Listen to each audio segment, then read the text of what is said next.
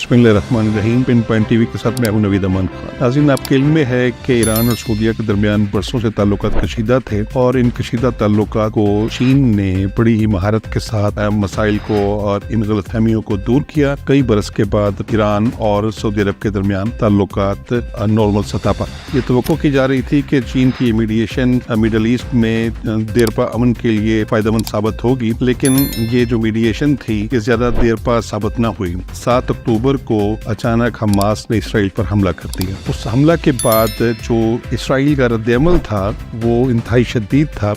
पिछले 4 रोज से इसराइल और फ़लस्तीन के दरमियान जंग में एक आरजी सा वक्फा आया है। कतर और मिस्र के सरबराहान और वज़राए ख़ारजा का इस आरजी जंग बंदी में बड़ा अहम किरदार रहा है। इससे पहले, जैसे कि पहले हम बता चुके हैं कि सऊदी अरब की सरकर्दगी में सऊदी अरब के वज़ीर ख़ारजा चाइना के दौरे पर गए और उन्होंने चाइना के वज़ीर ख़ारजा से मुलाकात की। उसके बाद वो रूस चले गए और रूस के वज़ीर ख़ारजा से उन्होंने मुलाकात की और इस तरीके से इंटरनेशनल कम्युनिटी मोबिलाइज होती रही और इंटरनेशनल कम्युनिटी के प्रेशर से जो सफारतकारी की सतह थी, जो सियासत की सतह थी, हर सतह पर इसराइल के खिलाफ एक रद्द-ए-अमल बढ़ता गया और उस रद्द-ए-अमल के नतीजे में इसराइल आर्जी तौर पर चाहे चंद रोज का वक्फा ही क्यों ना हो, फ़लस्तीन के साथ जंगबंदी पर आमादा हुआ। चीन की मीडिएशन के साथ जब ईरान और सऊदी अरब के दरमियान सुलह हुई तो उससे मिडल ईस्ट से चीन ने बड़ी महारत के साथ अमेरिका को निकाल दिया। लेकिन जब मिडल ईस्ट में दोबारा जंग छिड़ी फ़लस्तीन और इसराइल के दरमियान, अमेरिका दोबारा मिडल ईस्ट में आ गया और इससे मैं ये समझता हूँ कि जो ईरान और सऊदी अरब के दरमियान जो ताल्लुकात की बेहतरी का जो अमल था वो भी काफी हद तक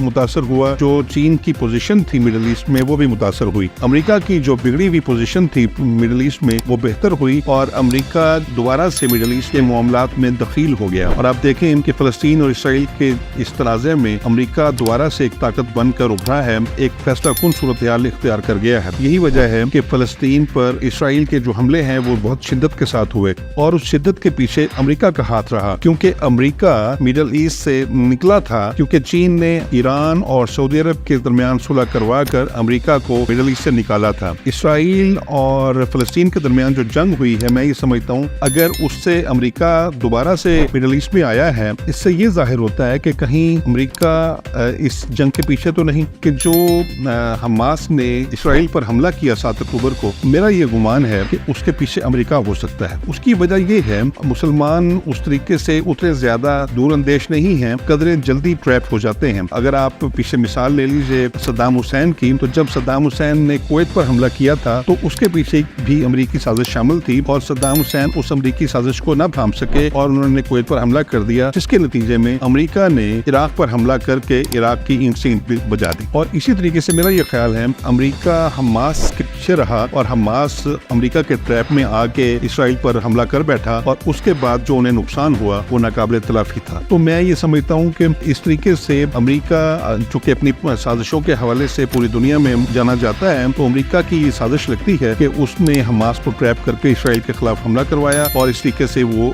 मिडल ईस्ट में दाखिल हुआ। फिर मिडल ईस्ट में एक फैसला कुन मुल्क के तौर पर या पावर के तौर पर दोबारा सामने आया। अब तक के लिए इतना ही, हमें दीजिए इजाजत। अल्लाह निगहबान।